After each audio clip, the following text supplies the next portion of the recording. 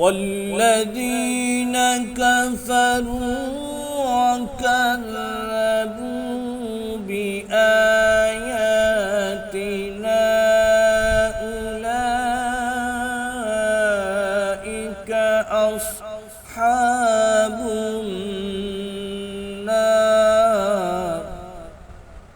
هم فيها خالدون।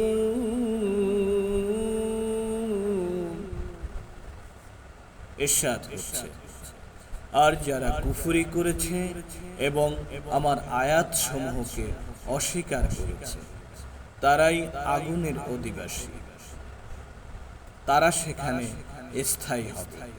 সূরা বাকারা ৩৯ নম্বর আয়াত।